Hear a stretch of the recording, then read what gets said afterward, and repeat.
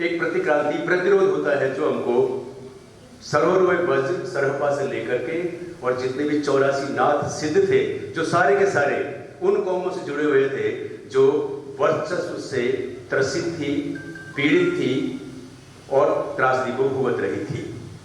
उसके बाद में सीधे फिर उधर से फिर अटैक होता है शंकर के रूप में, जो फिर उस पुरानी व्यवस्था को स्थापित करते हैं। उसके बाद में फिर भक्ति काल और सूफी काल से होते हुए चले जाते हैं। ये एक संदर्भ आता है। दूसरा जो सोपान आता है प्रतिरोध का, वो मुझे दिखाई देता है जो सामंतवाद, जो ब्रिटिश उपनिवेशवाद है, उससे लेकर के उसके साथ में ब्रिटिश उपनिवेशवादी सत्ता के साथ में जो गठजोड़ी सत्ता सामंतवाद आता है, उनकी संयुक्त वर्चस्ववादी जो एक व्यवस्था थी, उसके खिलाफ लड़ाई शुरू होती है।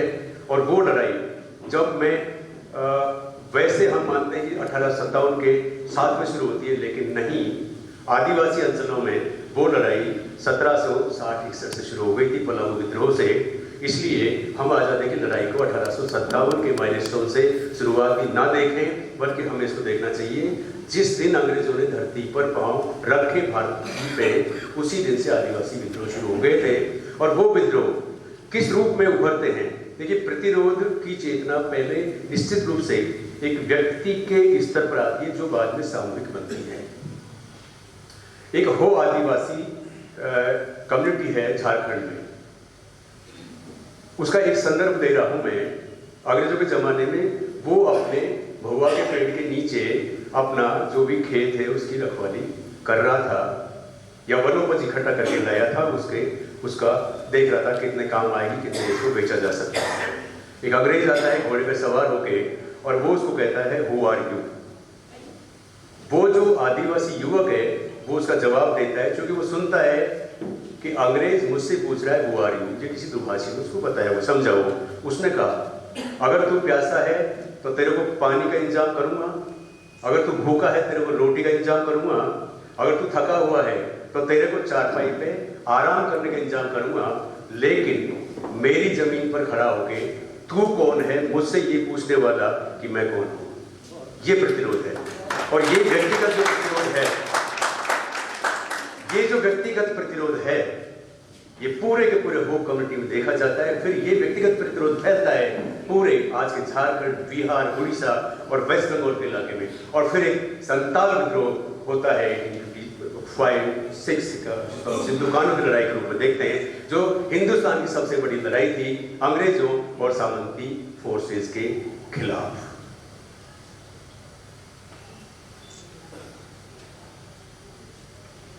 किसान आंदोलन होता है स्वामी सच्चिदानंद सरस्वती का, आप सब विद्वानों में ज्यादा उसको नहीं जा रहा। सामाजिक सुधार के आंदोलन होते हैं, वो सारे प्रतिरोध के आंदोलन हैं। जो गलत हो रहा है उसको गलत कहने का और गलत से उसको सही में परिवर्तन करने का जो भी आंदोलन है, जो भी चेतना है, वो सारा का सारा उसमें आएगा।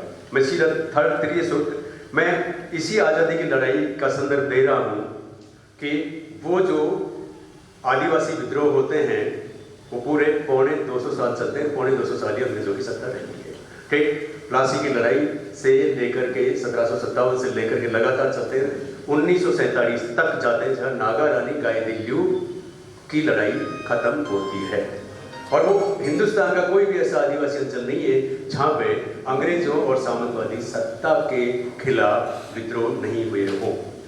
सिंधु कानू की लड़ाई झारखंड में होती है, संथाल पटना में होती है, बिरसा मुंडा लड़ता है रांची के आसपास मुंडारी अंचल में, वहाँ से टंट्या मामा टंट्या भील लड़ता है। जो मामा इसलिए कहा जाता है कि वो अनाथ गरीब बच्चियों की शादी के लिए पैसा लेता था, और वो जो लूटता था वो राजकोष को या जमींदारों को या अंग्रेजों के अड्डों को लूटता था, इसलिए उसको टंट्या मामा।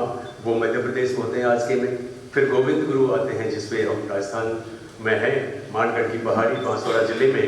अब से 100 वर्ष से ज़्यादा पहले 1913 में बड़ी क्रांति होती है और अंग्रेजी और सामंतवादी फोर्सेस के खिलाफ वो लड़ाई लड़ते हैं। गोविंद गुरु जो बंजारा हैं, लेकिन भीलों की लड़ाई लड़ते हैं खास करके, कुछ दूसरे आदिवासी कौम भी है वहाँ, और 1500 आदिवासी उस लड़ाई में शहीद होते हैं।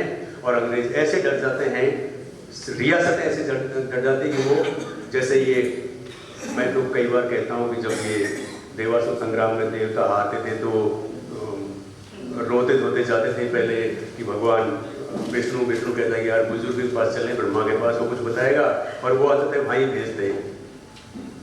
भगवान बोले कि उसके पास चले जाओ, फटाफट कोई वरदान ले लो, पार पड़ जाएगी। तो इस तरह रोते रोते गए थे रियासतें, और अंग्रेजों ने फौजें भेजी थी।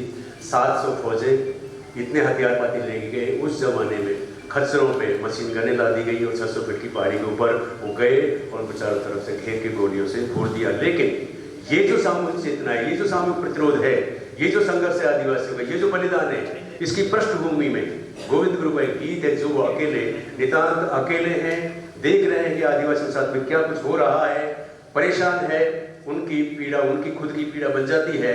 फिर एक गीत रचते हैं वो कि नी मानूरे घोरेटिया। वो आधी रात के बाद चांदनी रात है, वही है अपने गांव में, बासिया में धूणी धाम बनाया हुआ है। धूणी धाम में भगत लोग चले जाते हैं, वो अकेले रहते हैं और एक नितांत एकांत में सोचते हैं। लेकिन वो एक व्यक्तिगत चेतना से गीत फूटता है, नी मानूरे घोरेटिया, the white man I am not going to tolerate you. और अल्टीमेटली मैं दिल्ली की गद्दी पे कब्जा करूंगा। ये एक गीत के रूप में चेतना आती है जो व्यक्तिगत प्रतिरोध है, और यही व्यक्तिगत प्रतिरोध मानगढ़ की 1913 की लड़ाई में समाप्त होती है। आजादी की लड़ाई के दूसरे जो संदर्भ है, चाहे वो गांधी जी का मानववाद है या नेहरू का वैज्ञानिक दृष्टि है, मैं सबसे बड़ा जो चेतना मानता हूं जो प्रतिरोध है और बहुत ही सफल, सार्थक और एक कालजयी प्रतिरोध कहता हूं, वो है अम्बेडकर का समतावाद। अम्बेडकर साहब ने लास्ट जो अपना भाषण दिया था कॉन्स्टिट्यूएंट असेंबली में, तो उन्होंने 3 चेतावनियां दी थी। पहली चेतावनी ये थी कि हमने एक व्यक्ति को एक वोट, एक वेट, एक वजन तो पॉलिटिकल डेमोक्रेसी के आधार इस संविधान में संहिताबद्ध कर दिया है। लेकिन जब तक आर्थिक और सामाजिक क्षेत्र में व्यक्तियों का, मनुष्यों का बराबरी नहीं होगी, तब तक इस पॉलिटिकल डेमोक्रेसी को और वोट की इस प्रणाली को खतरा होगा। दूसरा उन्होंने ये कहा था कि संविधान कितना भी बढ़िया बना दिया जाए, हमने कोशिश की है कि सारी दुनिया के संविधानों को उनका विश्लेषण करके बेहतरीन संविधान दिया जाए, लेकिन अगर संविधान को लागू करने वाले लोग अच्छे नहीं हैं तो बढ़िया से बढ़िया संविधान भी खराब सिद्ध होगा। इसके उलट अगर खराब संविधान भी दे दिया जाए और लागू करने वाले अच्छे लोग हैं तो उसको भी वो बढ़िया साबित कर देंगे। तीसरा उन्होंने एक बहुत महत्वपूर्ण बात की थी कि भारत की परंपरा में भक्तिवाद बहुत एक महत्वपूर्ण तत्व है, साइकोलॉजिकल एक फैक्टर है जो घुसा हुआ है हर आदमी के दिमाग में। ये भक्ति अगर पर्सनैलिटी कल्ट में बदल गई, व्यक्ति पूजा में, चाहे कितनी भी बढ़िया पॉलिटिकल पार्टी है, वो इसी संदर्भ में कहते हैं कि पॉलिटिकल पार्टी की आइडियोलॉजी अगर राष्ट्र की चेतना से ऊपर स्थापित करने की कोशिश की गई तो इस राष्ट्रीय जनतंत्र को, प्रजातंत्र को सबसे बड़ा खतरा होगा।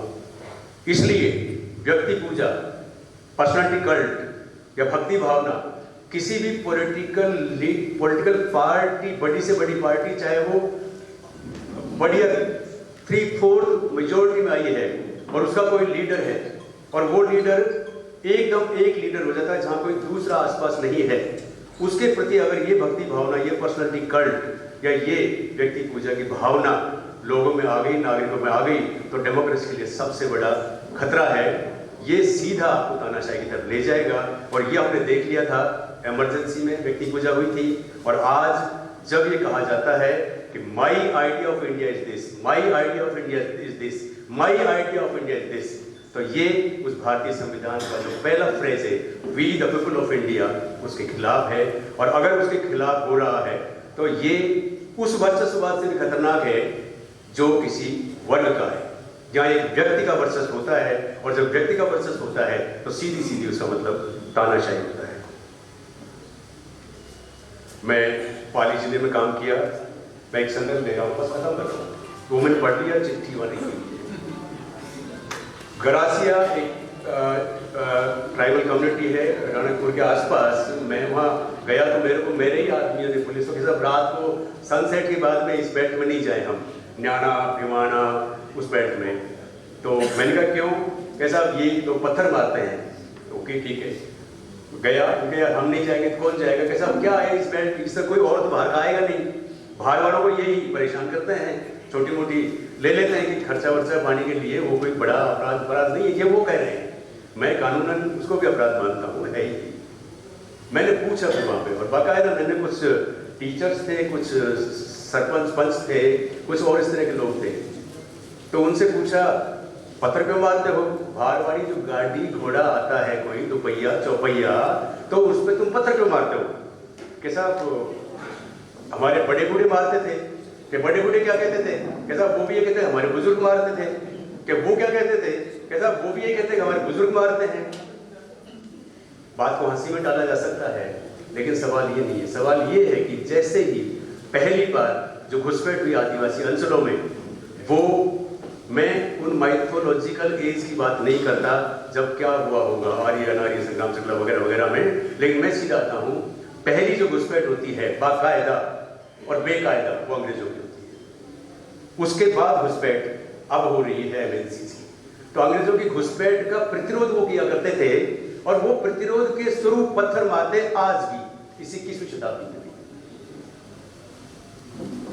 यही संदर्भ थे। आप वहां चले जाइएगा अंडमान में, अंडमान के लोग बाहरी लोगों से शत्रुवत भावना रखते हैं, पूरी तरह 100% हॉस्टाइल हैं। कोई आ जाता है तो मार देते हैं, जला देते हैं।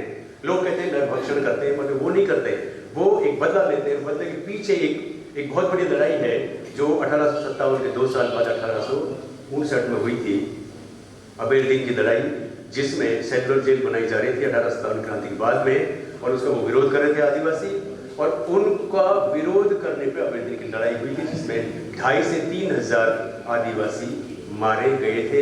इसलिए जो भी बाहर का आदमी होता है उससे नफरत करते हैं कि वो लोग हैं जो उनको गोलियों से बोना हमारे पर खुश हो। इसलिए जो man in search of man film बनी डॉक्यूमेंट्री, तो केवल एक सरदार था बख्तियार सिंह, सिपाही था वहाँ पे, डिप्टी से रिटायर हुआ, उसने इंस्ट्रूमेंट लिया था, वो एक्सेप्टेबल था, क्योंकि वो हम जैसे आउटसाइडर्स नहीं दिखता था, क्योंकि वो साफा पहनता था, दाढ़ी रखता था। केवल उसकी वजह से टीम बन जा पाई और फिल्म बन पाई। वो उनका एक प्रतिरोध है। तो ये जो प्रतिरोध यहाँ से लेकर वहां तक जो जा रहा है, मैं अपनी बात को खत्म कर रहा हूँ, और उससे पहले मैं मार्टिन निमोलर की उस कविता के अंश में जरूर आपसे शेयर करना चाह रहा हूँ। पहले कोई वे आए कम्युनिस्टों के लिए, और मैं कुछ नहीं बोला क्योंकि मैं कम्युनिस्ट नहीं था। फिर वे आए ट्रेड यूनियन वालों के लिए, और मैं कुछ नहीं बोला क्योंकि मैं ट्रेड यूनियन में नहीं था। फिर वे आए यहूदियों के लिए, और मैं कुछ नहीं बोला क्योंकि मैं यहूदी नहीं था। फिर वे मेरे लिए आए, और तब तक कोई नहीं बचा था जो मेरे लिए बोलता। बर्तोल्ट ब्रेख्ट की एक पंक्ति है, बहता निर्मल पानी अंततः करता है चट्टानों को चूर, जो बलवान है उसकी होती है हार। लेकिन जो कुछ हो रहा है, चाहे हिटलर था, मुसोलिनी था, ओटोमन था, सिकंदर था, जो भी था, कोई भी अंतिम ताकतवर दुनिया में कोई नहीं है। सब के सब अल्टीमेटली धराशायी होते हैं जन चेतना के सामने। इसलिए जन साहित्य पर्व से पैदा होने वाली ये चेतना हमको आगे ले जाएगी। और लेकिन इसके लिए ये अलग अलग जो लड़ाई है कि दलित अपनी लड़ रहा है, आदिवासी अपनी लड़ रहा है, महिला अपनी लड़ रही है, ओबीसी अपना लड़ रहा है, माइनॉरिटी अपना लड़ रहा है, ये नहीं किसान अपना लड़ रहा है, मजदूर अपना लड़ रहा है, ये नहीं चलेगा जब तक वर्ग चेतना हमारे भीतर नहीं। कौन परेशान कर रहा है, दुश्मन कौन है, शोषक कौन है, उत्पीड़क कौन है, जब तक हम उसको अलग नहीं करेंगे एक सोच के लेवल पे कि ये लोग हैं, ये लोग परेशान कर रहा है, ये परेशानी का जो अड्डा है, केंद्र है, वो ये गढ़ है, ये हवेली है, ये मठ है। इनको चिन्हित करके अगर इनको हम धराशायी नहीं करेंगे तो हम सब लोग परेशान रहेंगे। इसलिए सबको मिलजुल करके काम करना है। लास्ट में जंगल में आग वाली कहानी आपने सुनी है, भयंकर आग लग रही थी, सब भाग रहे थे पशु पक्षी, एक चिड़िया पानी ला रही थी ऊपर से जाकर के इस सरोवर से, और एक चोंच डाल रही थी जो आग की जलती लपटों के ऊपर की गर्म हवा के ऊपर भी वो स्वाहा हो जाती थी। एक कौवा पूछता है कि बिटिया क्या कर रही हो तुम, तो उसने कहा जब कभी भी जंगल में लगी आग का इतिहास लिखा जाएगा तो मेरा नाम आग लगाने वालों की सूची में नहीं होगा, मेरा नाम बच के भाग जाने वालों की सूची में नहीं होगा, मेरा नाम तटस्थ रहने वालों की सूची में नहीं होगा, मेरा नाम कहीं कहीं होगा तो आग बुझाने वालों की सूची में होगा।